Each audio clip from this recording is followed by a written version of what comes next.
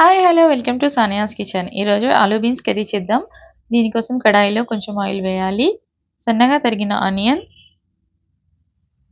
పెద్ద పీసెస్లో ఆలు, కట్ చేసిన బీన్స్, సాల్ట్, పసుపు, జింజర్ గార్లిక్ పేస్ట్, కారం. ఇప్పుడు దీన్ని మంచిగా మిక్స్ చేద్దాం. ఇలా కొంచెం సేపు మిక్స్ చేసి కొంచెం వాటర్ వేయాలి. దీంట్లో వాటర్ వేసి కొంచెం ఉడకనిద్దాం. లిడ్ క్లోజ్ చేసి ఉడకనిద్దాం.